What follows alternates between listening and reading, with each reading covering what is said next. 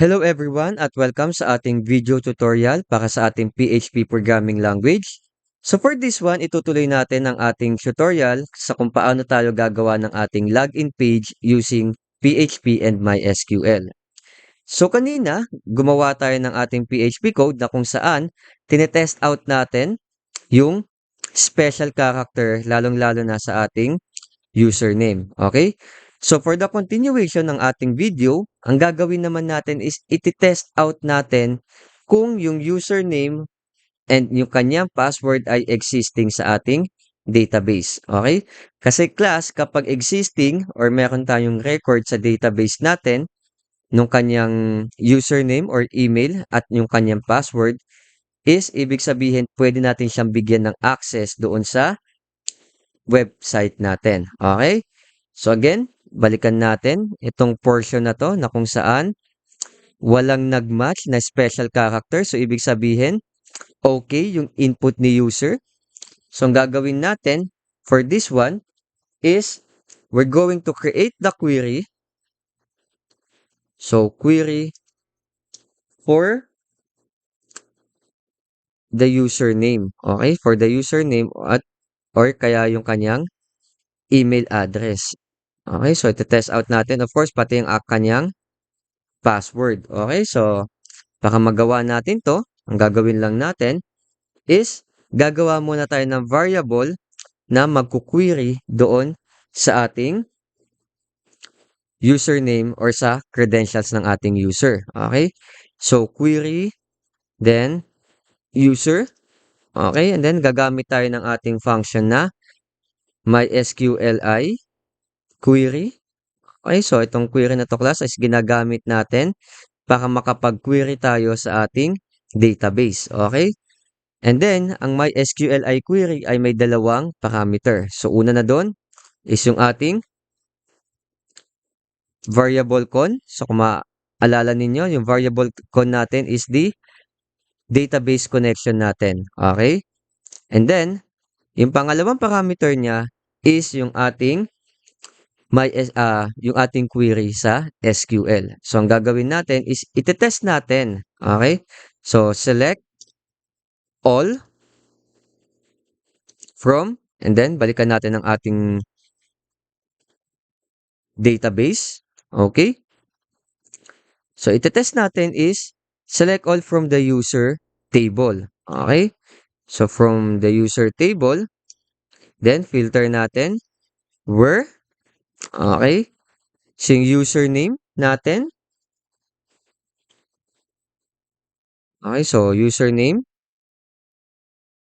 is equal doon sa input ni user. Okay? So, for this particular one, so gawa tayo ng ating variable muna pala para doon sa mga binatong post from the form. Okay? So, again, gagawa tayo ng variable na username. Okay? Or user na lang. Since tatanggap tayo ng password and ng email and username. So, for this one, yung ating post method na value, which is yung ating user. And then, the same as with the password. Okay, so password. And then, the variable password. Okay. And then, the next one. So, since ito na magre-represent ng value ng mga na-i-post sa atin from the form, so ang gagawin natin is ito na yung gagamitin nating variable na user and password dito sa ating query. Okay, so again, so since nasa loob tayo ng double quotation, okay, so ang gagamitin natin for the string natin is a single quotation, then the variable user. Okay? So since tatanggap din tayo, what if ang in-input ni user is not a username but an email address? Okay? So since dalawa ang tatanggapin natin, ang gagawin natin class is enclose natin ito sa parentheses. Okay? Where username is equals to the user or so kahit ano man sa dalawa ang mag-true dito, yun ang itetest natin. So, kung hindi man username, balikan natin yung ating email address na field. Okay? Sa ating database. So, email address na field is equal, so single quotation, and then the same user ang gagamitin natin. Okay? So, since ito mag-handle nung mga post regarding sa user field natin. Okay? And then, the next one, itetest natin kung yung username ba or email address is existing sa database natin. So, paano natin gagawin yon? Okay, so the next line natin is iti-check natin kung ilan yung lalabas na record dito sa query. Okay, so ang gagawin natin is number, then query. So, kung ilan. Okay, so ang gagamitan natin class ito ng function na mysqli num rows. Okay, so kung ilan yung i-output ng query natin na handle ni query user. Okay, so sa loob, ilalagay natin siya sa loob ng ating num rows. Okay? Now, from this one, kapag okay na, gagawa tayo ngayon ng ating conditional statement. Okay? So, if yung number query natin na variable, okay, is greater than 0, ibig sabihin may nakitang record. Okay? So, kung ang 1 is greater than 0, so ibig sabihin may nakitang record. Okay? Then, gagawa tayo ng ating statement or ating notification doon sa if statement natin. Okay? So, magno-notif tayo. So, notif. And then, record is in the database. Okay? Then, kung wala namang record na makikita, else, so another notif.